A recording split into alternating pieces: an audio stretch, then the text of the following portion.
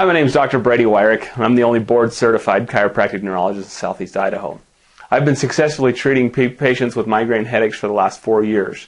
4 years ago, we opened this office. We opened Idaho Chiropractic Neurology and have been going strong ever since. Today, we're going to talk about migraine headaches and how to end your nightmare with migraine headaches.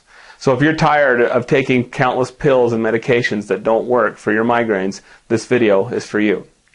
If you are tired of playing Russian roulette with, here's this new drug, try this for your migraine, here's this new drug, try this for the migraine, and they just don't work, or they don't work in a manner that you would want them to work, and if you're tired of the side effects, this video is for you. So let's talk about migraine headaches and how they happen and the neurology behind migraine headaches. In each case of migraine headaches, there's two parts. There's a metabolic component that we'll talk about in just a few minutes, and then there's a neurological component. If you don't address these two components, your migraines aren't going to get better, period. There's not a pill on the market that will address these two components. Let me tell you what I mean. Let's talk about the neurological component for just a minute. Okay? This is how your brain should work. All of the information from your spinal cord travels up and enters into this area here, which is the back of your skull. You can just reach back here and you can feel that little notch on the back of your skull. It enters into that area. It's called the cerebellum. The cerebellum is a control center for balance and coordination, eye movements, and spinal muscles. Once the information leaves the cerebellum, it travels up here to the cortex or to the frontal lobe of your brain. The frontal lobe is from here forward. This is the part of your brain that makes us human. This is what differentiates you from your cat or dog. At least I would hope so. But from here forward is the frontal lobe. So the information travels up the spinal cord to the cerebellum and then fires up into the brain and activates the brain. This is an excitatory pathway. Okay? The information is then passed from the brain down to the lower to the lower brainstem. This is also an excitatory pathway. So we have information coming here, going to the frontal lobes, and then going to the lower brainstem. From there, the lower brainstem actually inhibits this part of the brain, the upper part of the brainstem here. Okay? So we have a pathway here that excites the cerebellum, excites the frontal lobe, and then excites the lower brainstem to inhibit the upper brainstem. Now, the reason why we have to talk about migraine headache, or talk about this part of the neurology with migraine headaches, is because of that upper brainstem. The upper brainstem has a couple of names. It's called the midbrain, it's called the upper brainstem, it's called the mesencephalon, and some people can call it the cerebral peduncles. What that means to you is, well, absolutely nothing. But that's the names of the actual areas here. Now, the midbrain's main control is over what we call the sympathetic nervous system. You have two parts of your nervous system. You have the sympathetic and the parasympathetic. Some people call it fight or flight or feed or breed. Okay? So let's imagine yourself walking through the woods. You're walking through the woods and you see a bear. What happens? Your pupils dilate, blood gets shunted to your big muscles, so you can either take off or you can fight this bear. Well, that is all under the control of the upper brainstem. So if you lose that control, that fight or flight system never shuts off. And so you're constantly soaking your system with hormones that are excitatory, that proliferate your headaches, make them worse. Okay? This area here also has a connection with the optic nerve that travels in and hits the midbrain. And if it's firing too high, because that loop is broken, if it's firing too high, that's why you get sensitive to light. This area here also controls your blood vessels. It what makes the blood vessels expand and contract and gives you the throbbing quality of the migraine headache. Okay? That is, in a nutshell, for most people, the neurological component of migraine headaches. Now, I say in a nutshell because everyone is different. When you come into my office and you say that you have migraine headaches, we don't just write a prescription because, well, we can't. We don't use drugs in this office. It's again, I am a chiropractic neurologist. I'm a chiropractor who's been trained in neurology, which means that I cannot prescribe medications. It's called practicing medicine without a license. But we don't treat every migraine patient the same because everyone is different. Your case may be different than your neighbor's. Your neighbor's case may be different from their neighbor's, and so on. So each patient gets treated individually in this office. So if this pathway that I talked about, where the cerebellum fires to the frontal lobe fires to the lower brainstem, and the lower brainstem inhibits the upper brainstem, if that pathway is broken, what are we going to do about it? That's the golden question. How do we fix it? Well, we use what we call brain-based therapy. You see, your nerves and your brain are like a big muscle. If you exercise them, they get stronger and more efficient. If you don't exercise them, you lose them and they get weaker. Okay, so if we find an area in this pathway that's broken, we can do specific exercises to make it stronger. For example, the cerebellum. Okay, I said the cerebellum controls balance and coordination. So if I have you stand with your feet together and close your eyes, you should be able to stand just like a statue, like this. If I have you do this and you start wobbling like this, there's a good chance that you have a problem with your cerebellum. Okay? If I have you bring your hands out in front of you like this and touch your nose and you hit your chin, there's a problem with your cerebellum. How we correct cerebellum problems is with cerebellar specific exercises. For example, exercise with oxygen therapy. We give you oxygen, which gives you the fuel you need. Plus we put you on a hand bike where you're pedaling a hand bike with your upper extremity like this.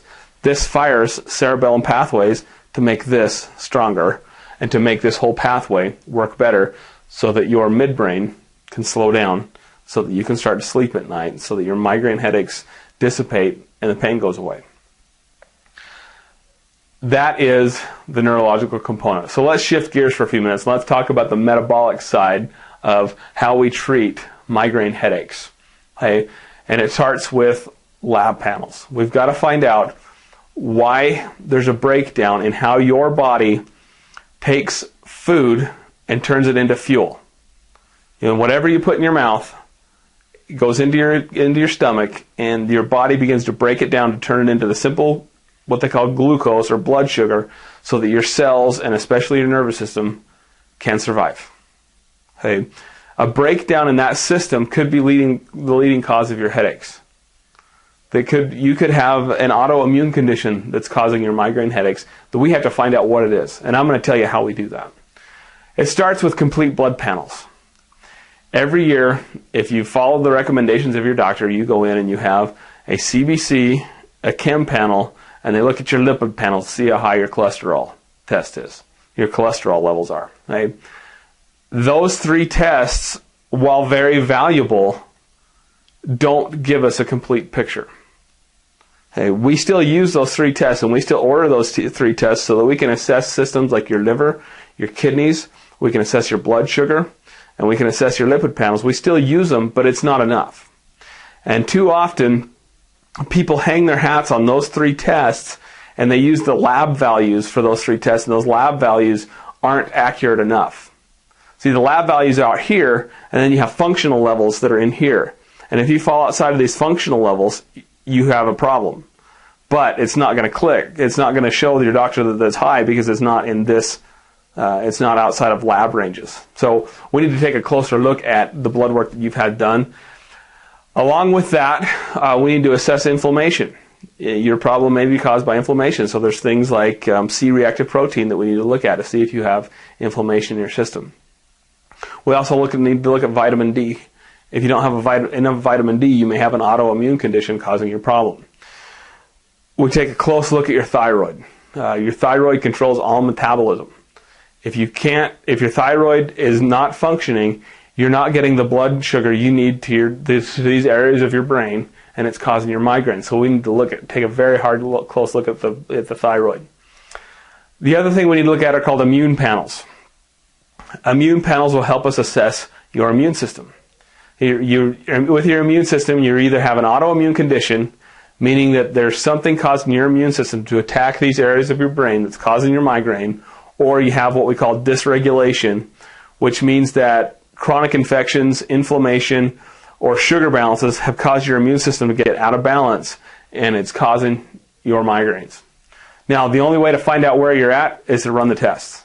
They're vitally important so that we know how to treat you. Not only is it going to tell us if you're autoimmune or if you're dysregulation, but it's also going to tell us if they're out of balance. You've got two main cells in your immune system called Th1 and Th2. Any imbalance between Th1 and Th2 can cause problems in your immune system and cause problems in the nervous system. So we need to run the test to find out if that's the case. The next thing we need to look at is sensitivity testing. We need to know if you're sensitive to gluten, eggs, soy, yeast, or milk. Any sensitivity to these foods could be causing your problem. And the only way to know if you're sensitive to them is to run the test. And if you're sensitive to them, we change your diet so that you can get better, so you can heal faster. The next thing we need to look at is called an adrenal stress index. Adrenal stress index is a simple saliva test that measures cortisol levels. Cortisol is a stress hormone. And we measure cortisol 4 different times during the day. And the tests are going to give us an idea of where your cortisol levels are at. Because if your cortisol levels are too high, you're going to get chronic fatigue, chronic pain, insomnia, and migraine headaches. If your cortisol levels are too low, the symptoms are the exact same. So we've got to find out where your adrenal glands are so we can address them, so we can correct the blood sugar problem that goes along with migraine headaches. The next thing we look at is called a stool microbial profile. If you're autoimmune, it means that there's something in your immune system, there's something in your body that your body thinks is an invader. Now that might be gluten, that might be eggs, that might be soy. So we find that out with the sensitivities. But then we run another test called a stool microbial profile that will tell us if you have a particular pathogen that's there that shouldn't be there. It's called the stool. It's from Metametrics. But if you have some sort of bacteria in your gut that's an opportunistic bacteria that shouldn't be there, this test is going to tell us what it is and what we need to do to get rid of it. And oftentimes it is antibiotics. We'll have to send you to a medical doctor to get antibiotics to get rid of this. But once we get rid of it, once we get rid of whatever is driving your immune system nuts, we support your immune system through proper nutritional protocols so that your immune system can heal itself, so that your blood sugar can stabilize, so that you can get rid of the metabolic component of your migraine headaches. So once we balance out, I got ahead of myself, excuse me. We also have to look at hormone panels, male and female hormone panels respectively. You know, testosterone, estrogen all play a very fragile balance in these immune systems. I'm sorry, in these conditions, in migraine headaches. So if we run the proper hormone panels and find out where your hormone levels are at, we can make changes to balance those out and help balance out your migraine headaches. Now, that is, in a nutshell, how we treat metabolic conditions, or how we treat migraine headaches. There's the neurological side and the metabolic side. Now, what I want you to ask yourself right now is what makes us different than any doctor that you've seen before. The difference is that we're going to treat you both metabolically and neurologically to help you get better faster, to help you get rid of your migraine headaches. What I want you to ask yourself now is how much has your migraines cost you in time, in money, in happiness, and in family life? How long have you been dealing with it? How much has it cost you to live with these headaches? I also want you to ask yourself how much is it worth to you to get rid of your migraine headaches? What's going to happen in the next 5 years if we don't get rid of those migraines? Ask yourself those questions. Okay. Next thing I want you to do is call and make your appointment so we can sit down and talk about your particular case, what it's going to take to get you better. Once you have that appointment, I want you to take this video and share it with someone else to help change their lives as well. Thank you for your time. Thank you for watching the video. We look forward to seeing you here in the office. Thank you.